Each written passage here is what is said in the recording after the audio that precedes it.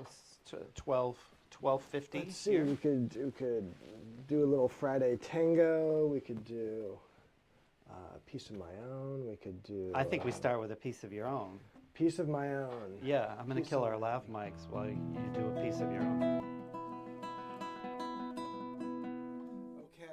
This is called Sweet Nothing. No, Sweet Nuance. We'll call that Sweet Nuance is the title. This is a little piece from my Honey Cadence album. It's the opening track, actually. And yeah, we could talk about it afterwards, so I should just play it. Okay. I'm going to turn your mic off so you can't talk anymore. That's cool. All right.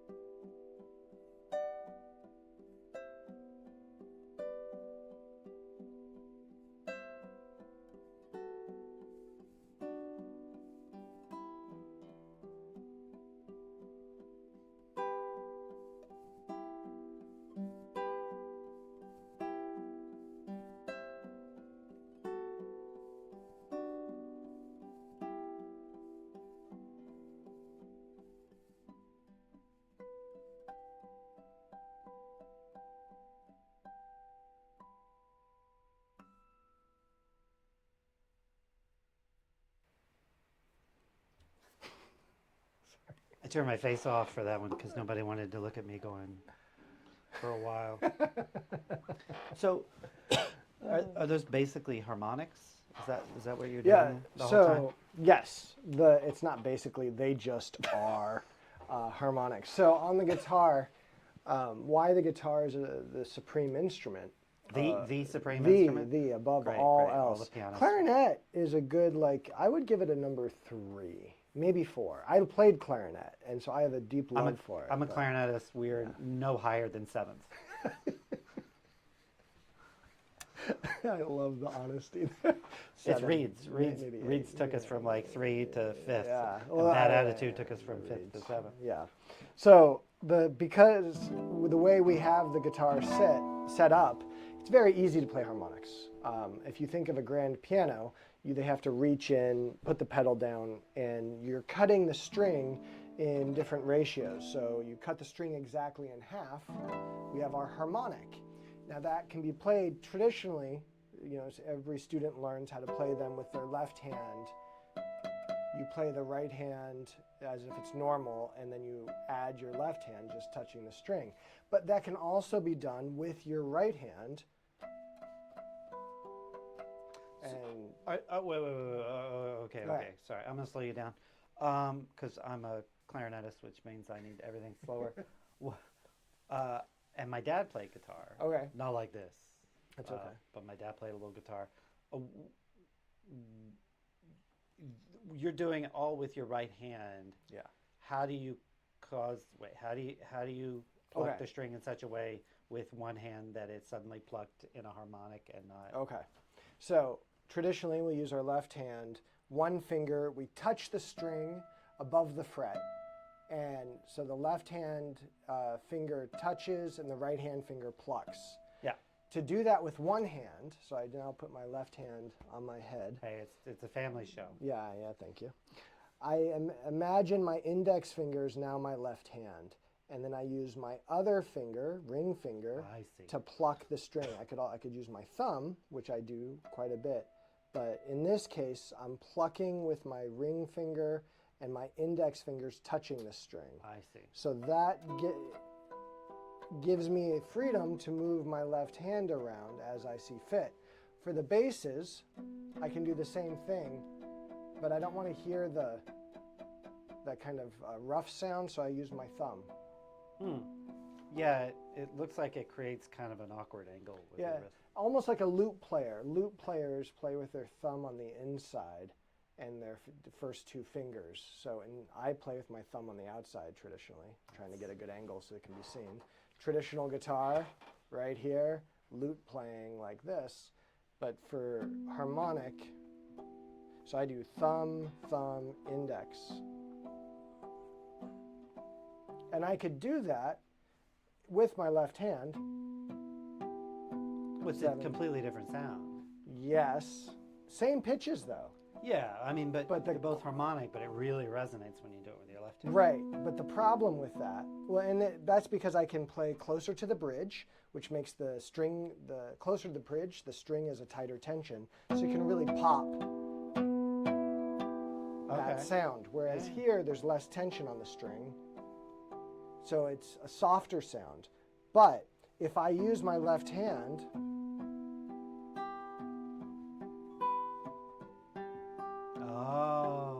it's a way of voicing the accompaniment softer. right, So the melody and it allows my left hand to be free, because I wouldn't be able to do, here's our melody. Well, if I'm playing an E and a G,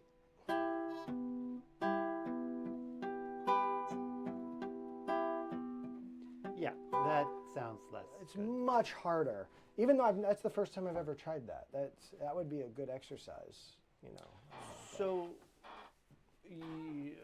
I'm going to be slightly offensive here. You can't be the first person who thought harmonics in the right hand, melody in the left hand. Oh no, not at all. So who did you steal the idea from? Who did I steal the idea from? Or is this just something that guitarists Well, do? traditionally what actually happens, I shouldn't say traditionally, but starting in like the early 20th century, I mean, there are, late 19th century, early 20th century, there are people who are they'll use a melody, let's say like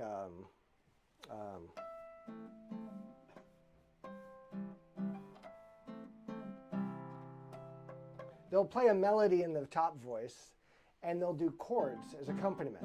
So they'll use harmonics in the melody. To do what I did where you put the accompaniment in harmonics is less typical because it's really hard to change harmony. I mean, that whole piece is an inverted E minor chord. I never change harmony in those harmonics because I can't just go up a half step because it's it's fixed. But there are people, Agustin Barrios used harmonics a ton. Julio Sagreras, who is an Argentinian pedagogue, wrote many etudes with harmonics like this in mind. Trying to think, a lot of Latin American guitarists would do it, but I'm trying to think if there's one piece that just does harmonics. It just sounds like it's something that was in the ether and you were like, hey, this would make a nice piece. Yeah, I mean, I was messing around when I came up with the piece. I was kind of like, what could I do with harmonics? And I've always loved them in the lower voices. I do an arrangement, which I'm not playing, just before you tell me to play it. of Schubert's Stenchen, the Serenade. Oh, because I was going to tell you to play the Arpeggione Sonata. Yeah, well, that was the second piece that Yeah. I was going to mention. Nerds. Couple of Yes. nerds. This is why we're doing this. Yeah. 'Cause we're nerds. Well, and if you think of like Liszt is a great example of taking something that's already written and really exploiting it on his instrument, in this case, the piano. And there were people who saw this. Johann Caspar Maritz is a great example of it being around the same time. And he saw what Liszt did, and he did the same thing. So he did a set of arrangements of Schubert's songs and stole blatantly from Liszt. For the guitar. For the guitar. Right.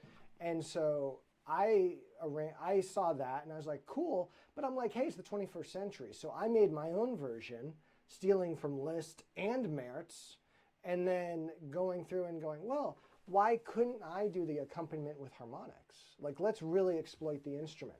So that's more of a 20th century, second half of the 20th century technique that is now much more, I won't say accepted because people still get scared of it, but 20, a quarter of the way into the 21st century. yeah, people are- they still, well, because there's, look,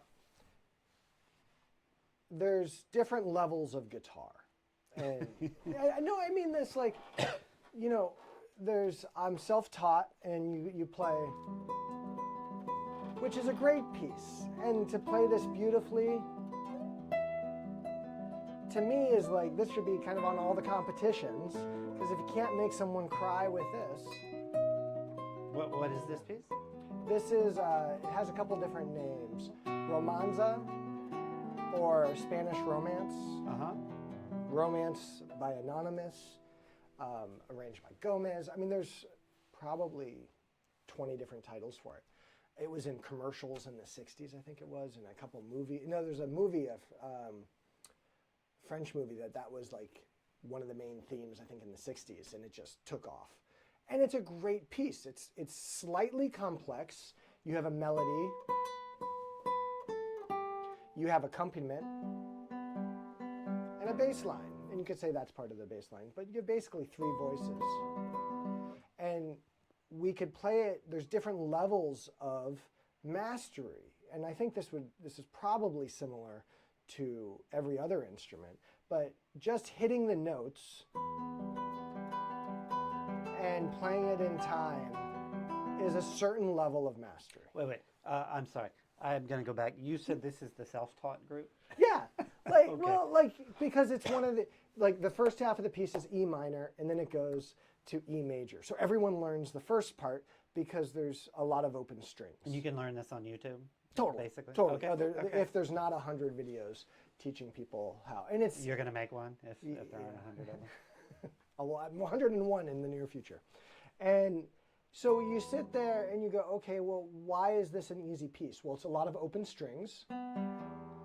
For the most part, your fingers very naturally, we tend, if we're like tapping on the table, we tend to go pinky to index. And if you try and go the other way, it's weird.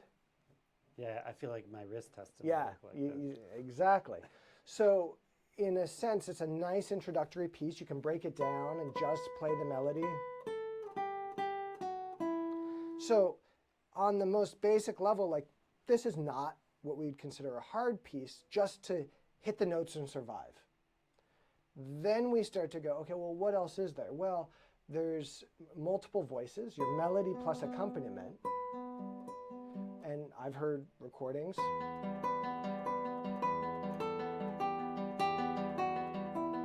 To me, the accompaniment is too loud.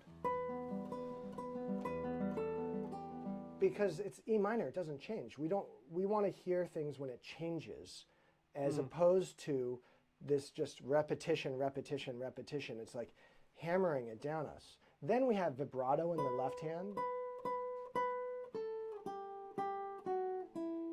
And you can't do anything with an open string, but we go quickly. You just shake it? Yes. You shake the whole We guitar? totally do. We make a face on the open strings. I think you and I both know that when we were at music school, there was a very well-known and appreciated pianist who shall remain nameless, who played so far into the keys and then would kind of shake the piano. And Did it work? I am not officially going to say anything in public about that particular pianist, but they were very famous. Yes, and I think they still are. They are famous. They are dead. Oh. But okay. Oh, now I remember. Sorry. Yeah. I was a step behind you. Half step behind. There must be another. Yeah. You're thinking of it. Well, it's funny. There's a piece that I have that was written for me, a lullaby by a composer outside of Chicago, David Vayo, and Wait, how do you spell David's last name? Vayo. Vayo. This name seems He's familiar. a Okay, wonderful, outside of Chicago. wonderful composer, Southern Illinois maybe, but anyway, Okay. he has me do this. But You in hear the it, room, though. I hear that. Yeah, it's really a difference. And so when you go, wait, what's happening here? But that's the magic of sound, is like how we adjust, how it affects the movements in our left hand and our right hand. We can really manipulate. We are, I mean, you know a lot of musicians. We're quite the manipulators. And so That's between me and my shrink.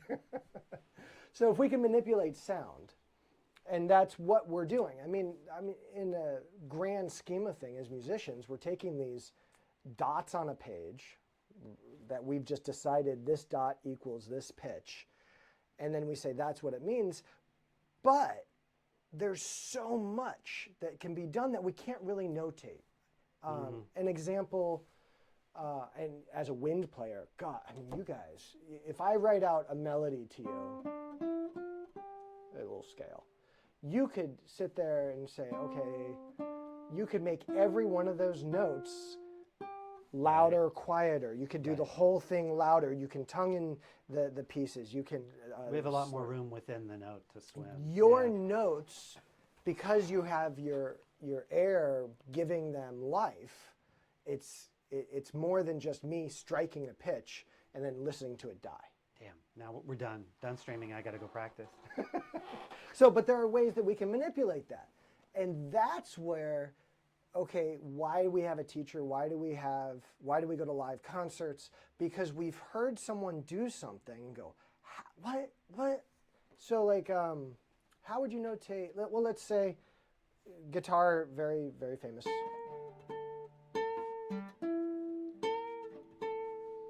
The Bending. the wonderful Eric Clapton, Wonderful Tonight. So there's a pitch bend. We do have ways to notate that, and you can hear the pitch bend. We can also pull the pitch, raises it. We can push the pitch, lowers it. And when I say push, I'm literally pushing this way. And I'm making more slack between my finger, and it lowers the pitch. Too much. And then other direction, pulling the string this way. Ah, make it more taut. Yes. Well, what about something like this? Do you hear it? It's almost like a slight vibrato. It's like a pulse. Kind of Yeah. How would you notate that?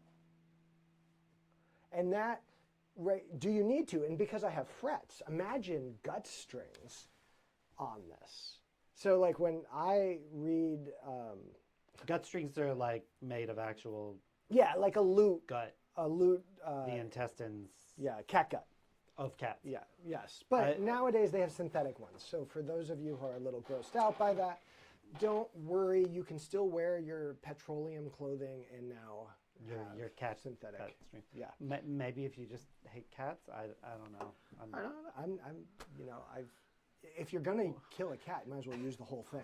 I mean, there's a French folk song about if I can remember the words. Cats, people. About where's my cat, and don't worry, little girl, we'll have some food tonight, and something like that. Okay. Anyway. All right. What they don't talk about is the lute maker and the violin maker going, hey, give me some of the guts so I can make some strings. So are these strings for string players, violin players, that kind of thing, my understanding is that like gut strings can have a really lovely sound, but doesn't project in the 21st century like. Yeah, the yeah. synthetics. If you in Boston, where we are, if you go to Symphony Hall and go hear Handel Haydn, Which is basically a block away from where we are right now. I mean, yeah, and it's amazing Symphony Hall, and it's built for a 20th century orchestra. It's built with Mahler in mind, with Berlioz in mind. They're not using gut strings, and I remember the first time I went and saw the Messiah, which 'tis the season. The piece, not the Messiah. Well, you never know what happens. You know, you had your bet. Maybe he'll show up there. Maybe he'll sign a contract to conduct the New York Philharmonic.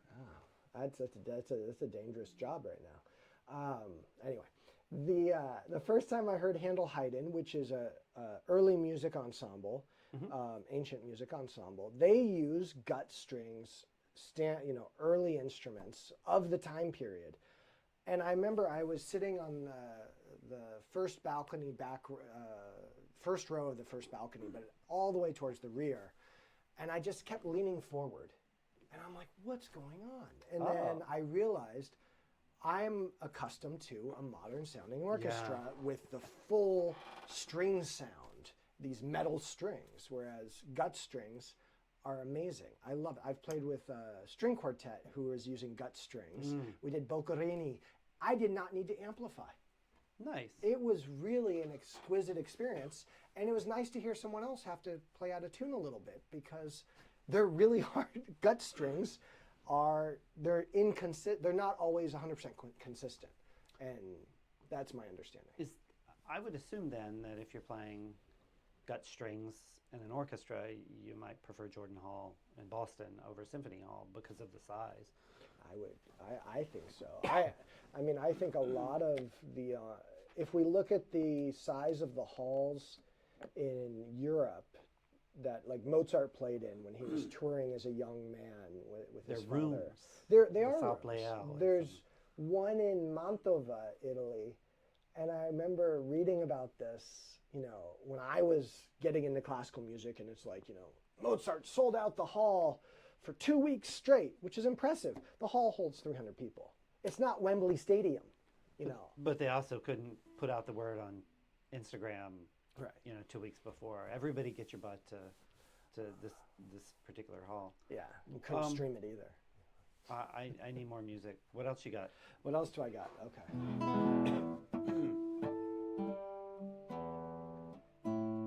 And because they're nylon, I do need to tune them. I do apologize for those. Do you use different tunings very often? Me, stupidly, yes. I am a glutton for punishment. Mostly because you play a lot of new music?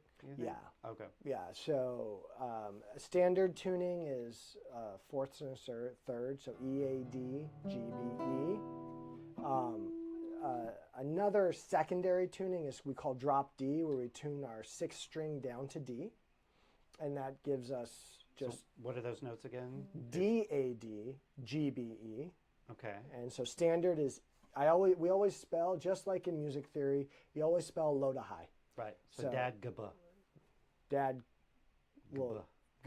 A, yeah, B, E, gabe, blah, All right. Dad, dad, bay, dad, gabe. No, there's an A in there. Sorry. Okay. E, A, D, G, B, E is standard. Okay. D, A, D, G, B, E is a secondary tuning, almost as used as much. I use it almost as much as standard. And then we have drop G, which is D, G, D, G, B, E. It's a G tuning often. Interesting. I have a couple pieces in what we call Dadgad, D-A-D, G-A-D. That one I've heard of, just because I can remember. If you play folk music or steel string fingerstyle Americana, you play Dadgad a lot. Okay. Another one of the most famous pieces is Led Zeppelin's Kashmir is in Dadgad. Oh, okay. And so it just really cool resonance. I have pieces with tunings in between pitches. I just got a piece that has D-A-D, D-A-D, F sharp, B, D. So, and the F sharp, often what you'll do is you'll E-A-D, G, instead of G, you tune down a half step to F sharp, and then B-E. and then you can stick a capo on your guitar, and you sound, that's a lute tuning. Oh, I see. All right. So- well, sorry for Yeah, For taking you down the talking that about nerd guitars. route. We go, yeah. I have pieces where I tune in the middle of pieces and then tune back. I mean, part of it is just you can do it. I mean, you can't do that on a piano. You don't always need to, but Right. you just can't. And so when I meet a composer who has an idea, I definitely want to try it out before I sit there and say, I do have pieces where I've had to tell people, look, it's a 3-minute piece. I'm going to spend 5 minutes tuning. So let's And get drop applause that for that. down. Yeah. Right. And then I play out of tune. So it's good for recording. It's not always good in concert. So you want a piece. Let's do, how are we doing? Do we have anyone watching? Still one on Twitch. Hey, Twitch. Looks like a few on YouTube. Hey, a couple YouTube. on YouTube. If you have questions, we'll take them. Comments. So let's do a tango. We'll do a tango because it's Friday and we need to dance. You ready? Yeah. I'm going to turn your lav mic off.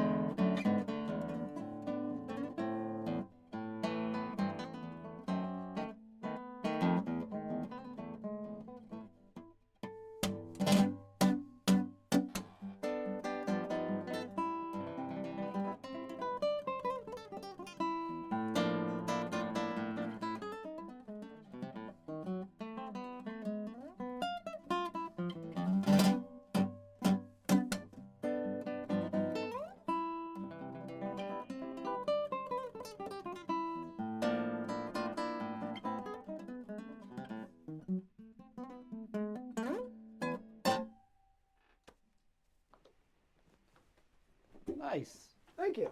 That was a little tango by Roland Dion, the French-Tunisian composer. And I'm just going to say there's some sounds in there that I don't normally hear from a guitar, especially let's say from the guitar nerds who used to be not guitar nerds, they were just nerds who were trying to pick up people pick up a date in Washington Square Park in New York when I lived there. There are like more percussive sounds. yeah. What are you doing? Okay. So, yeah. You know, when I was, one of my first jobs, I was teaching at a middle school group guitar class, and one of the students said, "So do you play guitar to pick up chicks?" It was an all-boys school. by Middle the way. schoolers. Yeah. Okay. And I said, you know, by the time you're good enough to pick up chicks with a guitar, you know better. And they looked at me and they're like, But- yeah, is the idea that the kind of person who is interested in a guitar player is bad news? Almost as bad news as the guitar player themselves. Could be. But it was mainly just go practice before you try and pick up the chicks. But, Go practice. One of the things that classical guitar, so these strings are nylon, okay? So as opposed to steel string. And I use my fingers with fingernails. Are they the to creepy play. ones? Do you have the creepy guitar nails? Mine are pretty short. You keep them clean, I assume. Oh my God, man.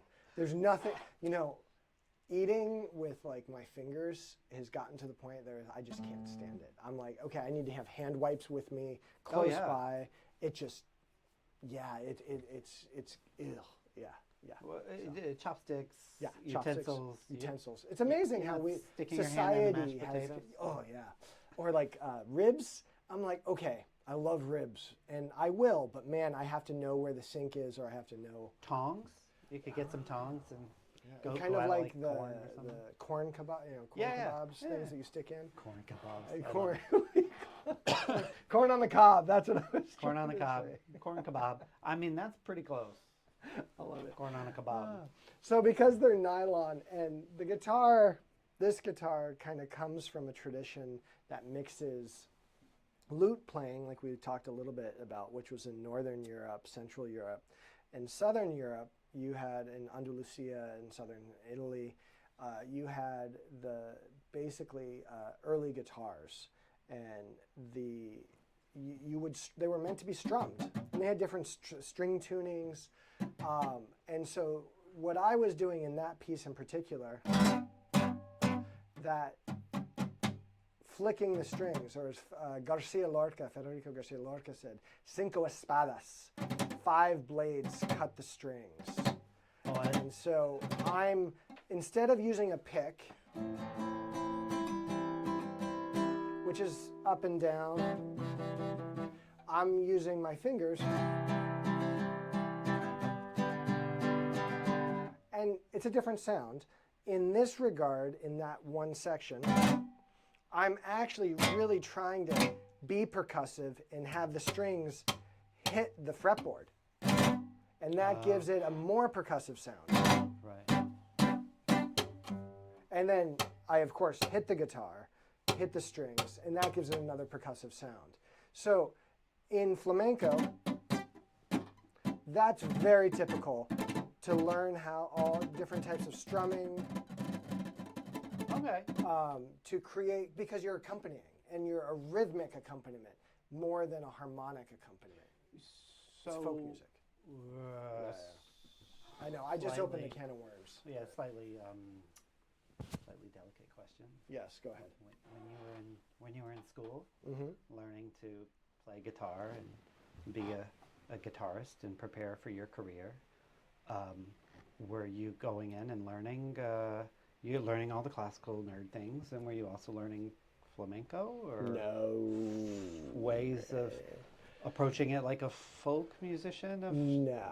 Not at that time. Right. There were pieces that would require that I would use some kind of stylized flamenco, but I actually went and found a teacher outside of New England Conservatory who was a flamenco guitarist, and I said, I want to learn some of these techniques.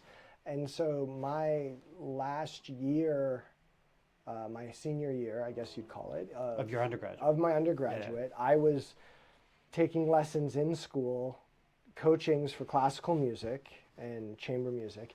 And then on a weekend, I would go and I would work with someone on how to get that kind of sound and learn repertoire.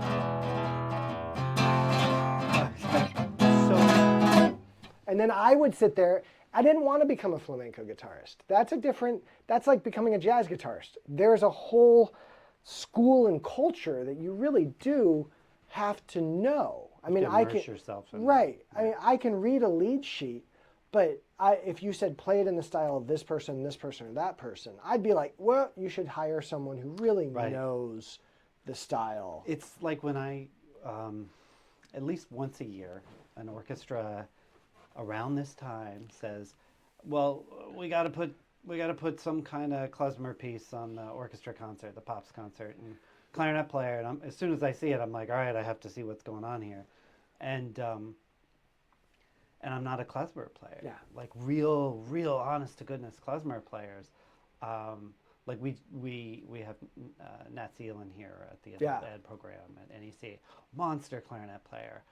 When I was teaching at NYU, Dave Krakauer, who is just mind-blowing virtuoso klezmer clarinet player and classical clarinet player, and he didn't start klezmer till after he got out of school.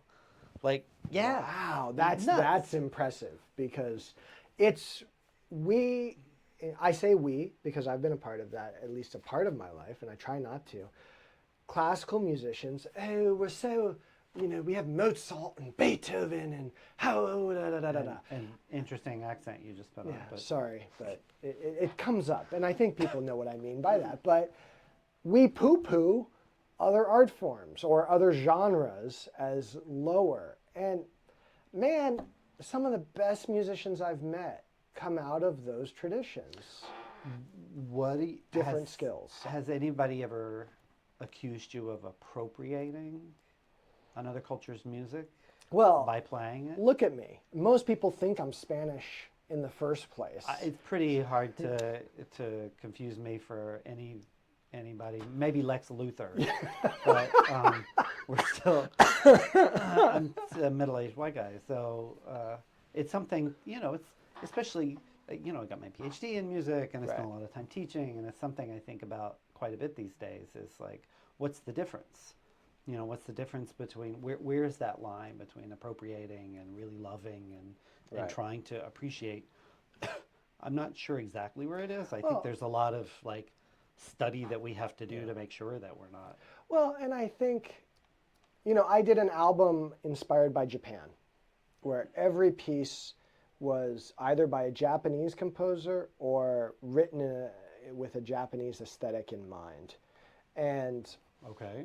so That can get real close to that line. well, but on either side. when I would try and sell the program, often it was, well, are you Japanese? I'm like, no, I just really love the music, and I could talk about the music. I could talk about historically where it sits. I could talk about the composers themselves, and I could demonstrate what was going on and how it relates to their culture and stuff. Right. And it was weird because they're like, well, you're not Japanese. Why are you playing this? And I can tell you the composers were really happy I was playing their music. Yeah. And so it can get a bit tricky because, frankly, if I were a concert producer, promoter, I might be interested in like, hey, this is a really good idea. If there were a Japanese guitarist, they can think about supporting that art form and right. But if you're celebrating a culture, it's tricky. I mean, to me, it's like, hey, you love this aspect of this culture, and you've devoted a lot of time and energy into it. I don't see it as a demeaning of the culture. Right. You're not throwing on a I'm not kimono also saying I'm Japanese. I'm not going, hey, I'm, Well, like I think. Sorry, I have to call. Go ahead. In the band world, there was a composer who published things under a woman, wasn't it? Was it an Asian published woman? under an Asian woman's name. He was not an Asian. He was not an Asian woman. He was an old white guy.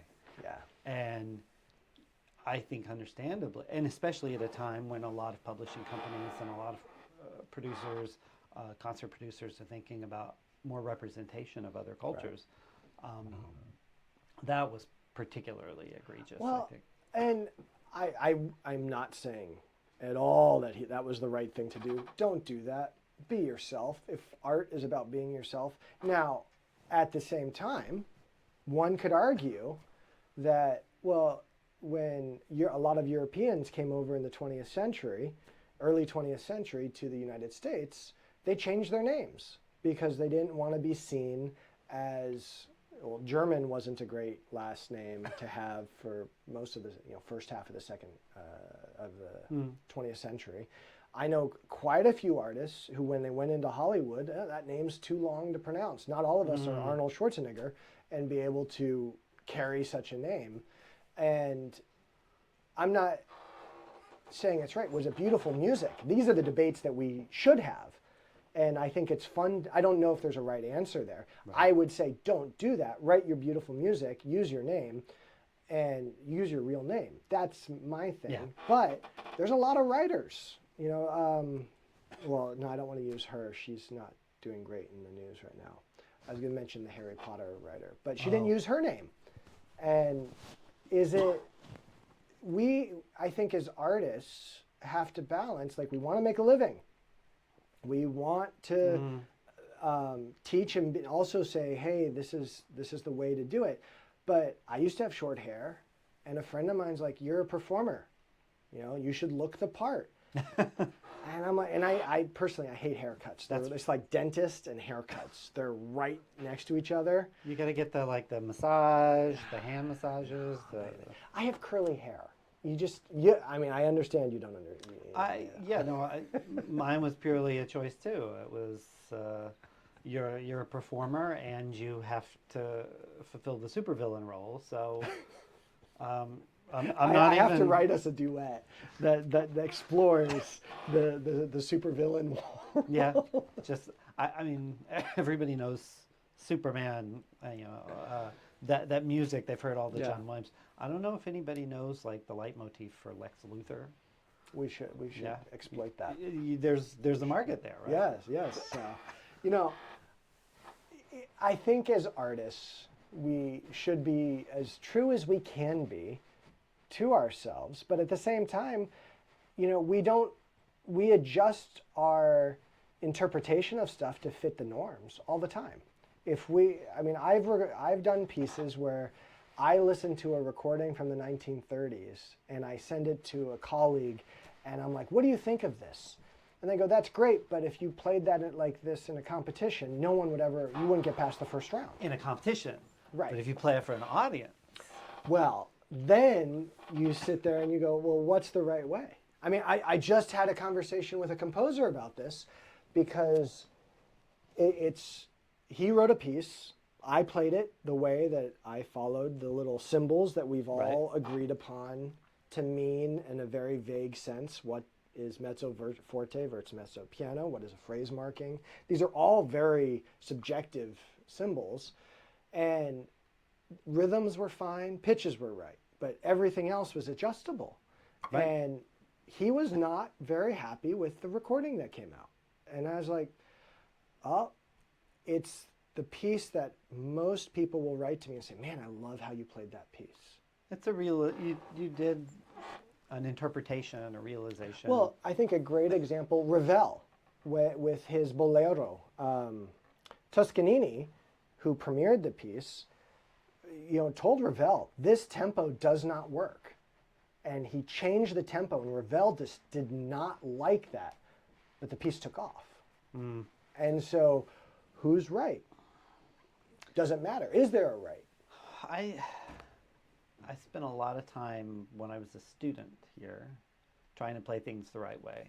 Trying to think about not just what exactly did the composer want, what is the exact sound based on what's written, but also what is the correct way to play the clarinet. And like what's the correct approach. And I'll say that it did okay for me. I was fairly miserable for several years after that. Sorry. And I said just the simple way, fairly miserable. But I will say that I was in South Korea playing with an orchestra, and I'm about to leave South Korea, and I had late night labuki, like ramen and tteokbokki mixed. It's so good. I'm just cramming this into my mouth and talking to a clarinet player there, wonderful clarinet player, and talking about like the how-tos of producing the sound, you real clarinet nerd stuff. And he says something small, but it was so important. It's like it shifted the way I think about it. He was talking. His name is Jerry Che, J.L. Che. Still there. I think he's teaching at Seoul National now. He said something about thinking about what they hear as opposed to what you're producing. So, for example, if somebody's in the back of the hall, all the way in the back, and you're playing for them and you want them to hear, what did they hear? Because that's the performance. What I produce needs to be changed wildly from what I hear because I might be a couple of 100 feet away from them or more. So we have to change it significantly. This Toscanini story that you're talking about, tempo, huge part of that. In Jordan Hall, you have to slow things down quite a bit because it's such a wet hall. There's so much resonance in there. It takes forever for like a short note to stop sounding. But you play in a much drier hall, anything in New York, you can go much faster to get that same separation. But that snare drum, thump, da, da, da, dum, da, thump, that eighth triplet, 16th, you're in Jordan Hall. It's going to be Right. So I can imagine that for many students coming up, many of us teach, so it's just like, here's how you do it. Right. But that was a huge shift for me. My career completely changed at that point. Within a year, I was getting calls from lots of different orchestras and chamber groups because there was like a shift, and people would say, "You're a much different player. What happened in Korea?" And, What happened in Korea? and it was really just me shoveling food in my mouth and then thinking, "Oh crap!" Like that. Yeah, it's obvious. But I think that you hit on this amazing, you just hit on this line that we talk about as teachers and as that students experience. We have you learn your instrument. You play for yourself. You have to. You have to listen. Am I making sound? How does it feel physically? Right. Is my back in pain? Are my toes crunched up? I mean, all of these little things you need to be aware of. Like that's a step we can't skip. Yeah.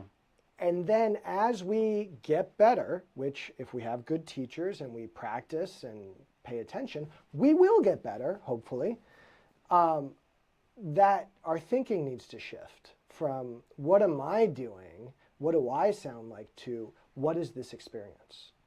And well, that's even further than what I'm talking about. well, Yeah, but that's a playing for complete the back, experience. right? But playing for the back of the hall, Right. Playing for and I wonder, as getting back to the composer side of it, is what is the experience the audience is having, and using this with this piece. And with many composers, I will demonstrate something and go, well, you've repeated it 3 times. I can do it like this. I could play. Here's a better example. There's A, B, C, D, A, B, C, D, A, B, C, D, different sound. Or do I do Wildly different sounds. all of those? And unless you notate exactly what you want, how are we supposed to know which is the right way? And so I'll work with composers, and this is how I've also learned that composers are people and malleable and change. Because That's how you learn composers are people. Right. Well, Western music, we're like the score. This is exactly what Beethoven said. Right. Well, it is what we have of him. But imagine if you actually, well, maybe not Beethoven's not a good example, but almost every composer sits there and goes, well, that looks really hard. Take out that note. Oh, what if we do this? They want their music played, but they also want it to sound really good. I'll say that actually here at NEC, there are 2 faculty members who are spending a lot of time on Beethoven and their scores and trying to discern what they mean. Right. Nick Kitchen, who is a violinist with the Borromeo String Quartet, has, I think it was The Atlantic, the magazine, that had a whole article on the work that he's doing with Beethoven scores. And then Andrew Shartman, who is on the theory faculty and has a class on Beethoven piano sonatas. And that class is fascinating. We'll offer it again online at some Yeah. point.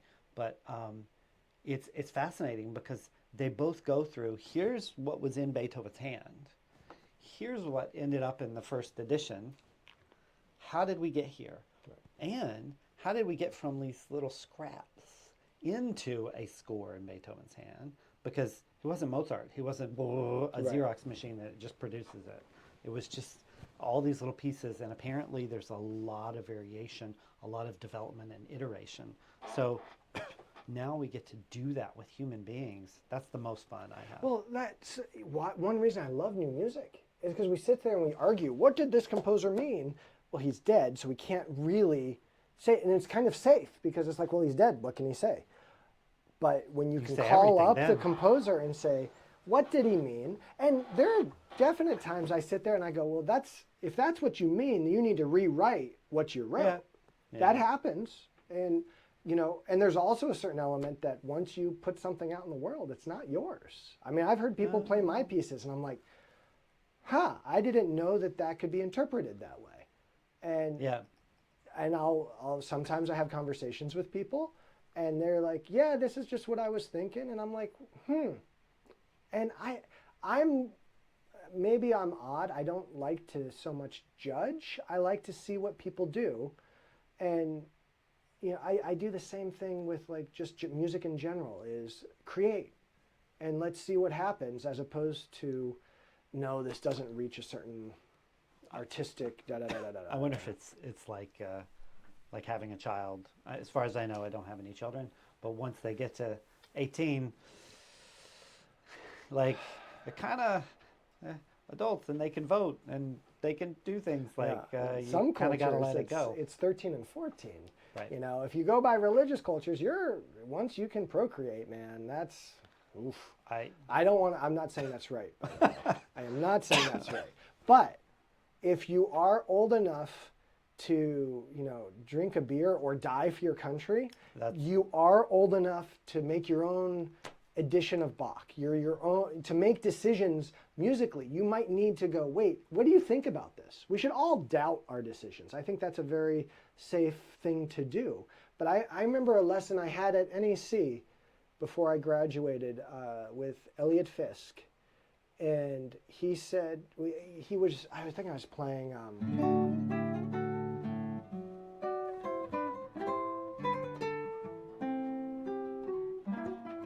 in the wrong tuning, but it's Torroba. Torroba's Sonatina, second movement.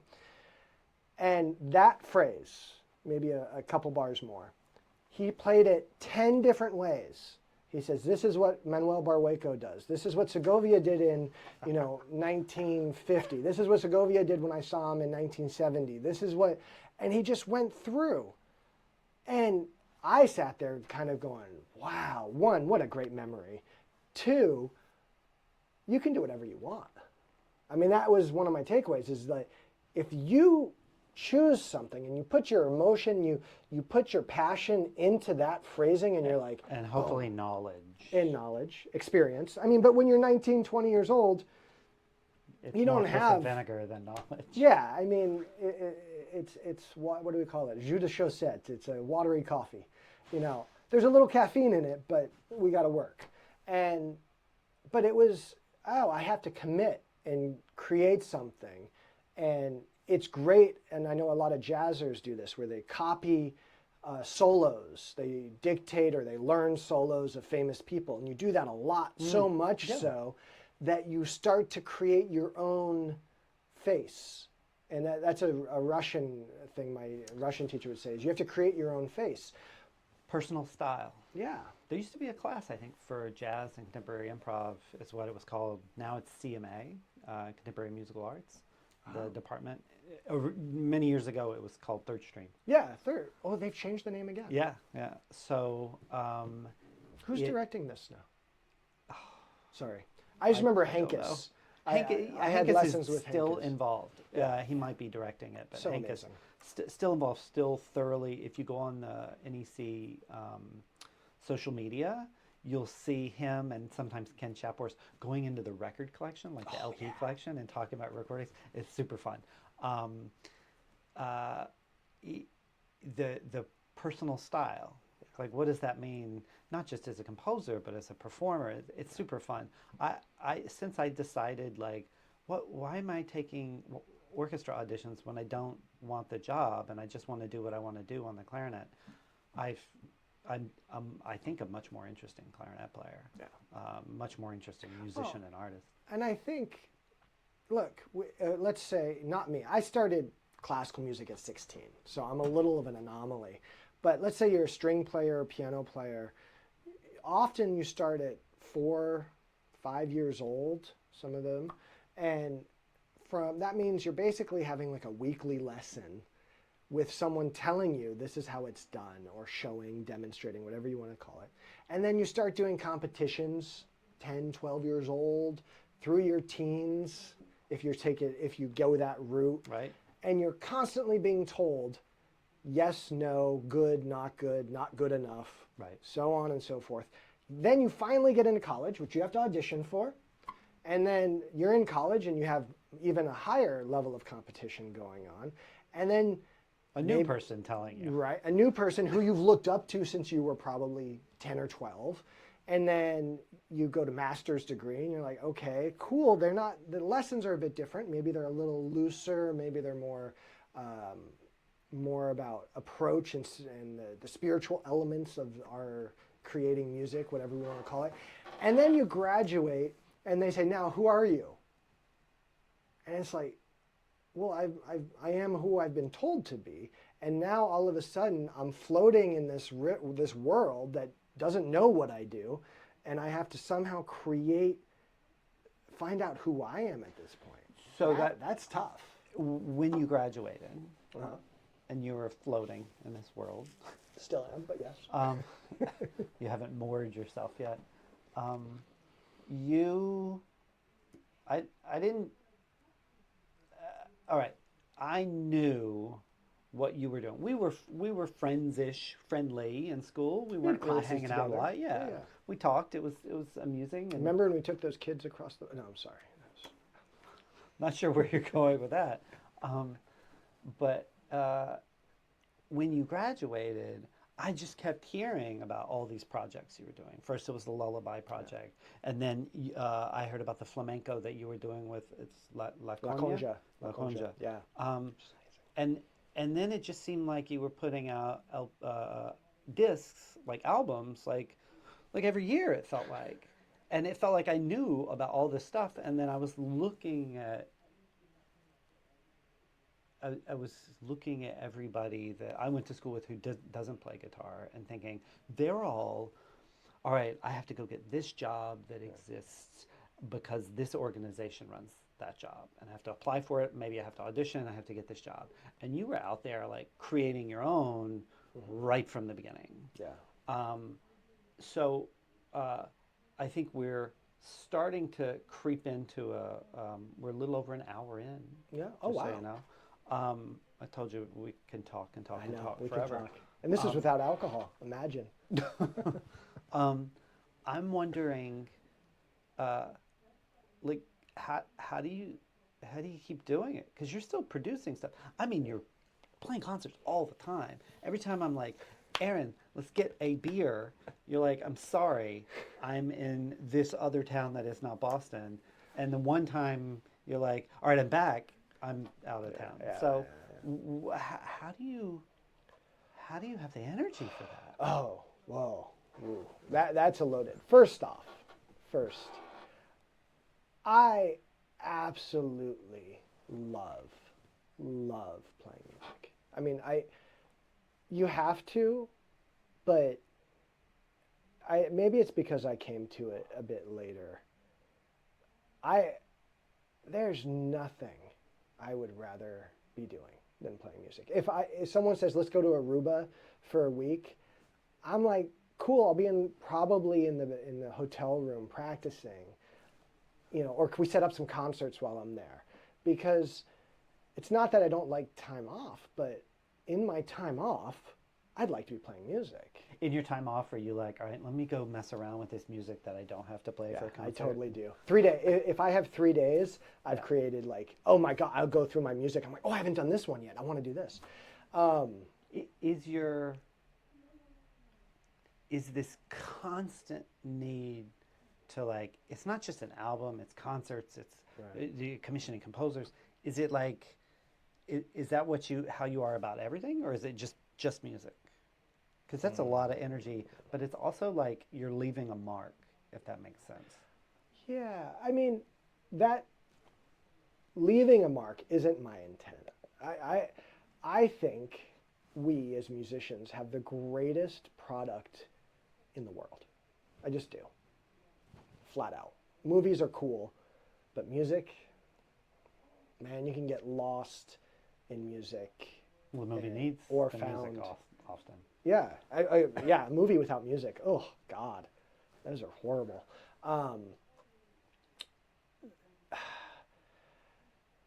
I like energy.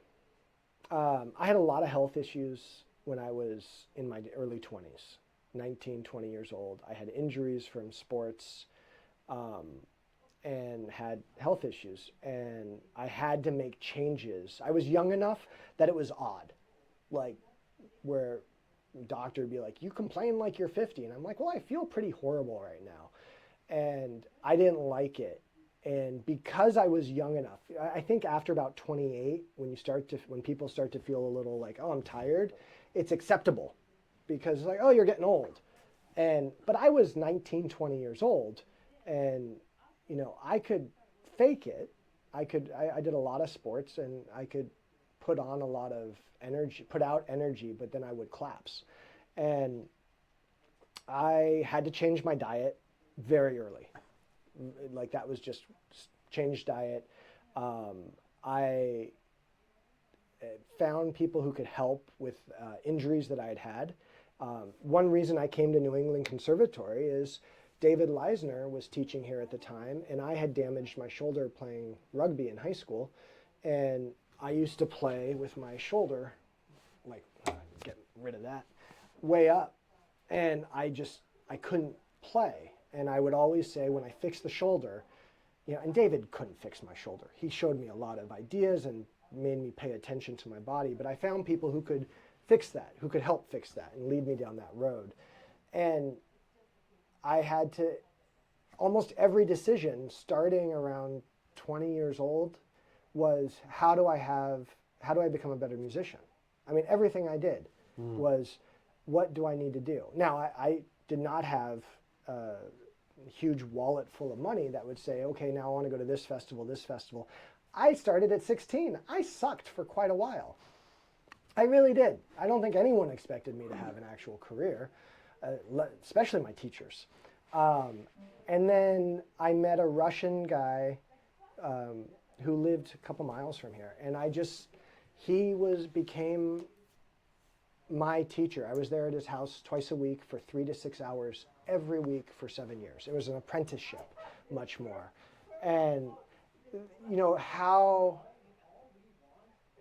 I just started, and I realized very quickly that the idea of competitions, it's not why I played music. And I wish I had won a bigger competitions than the ones I did. But by the time I felt, okay, now I'm ready for competitions, my house burnt down. And I was like, well, that sucks. I did a competition a week after my house burnt down because I'd already bought the plane ticket. And I was playing a fugue 998.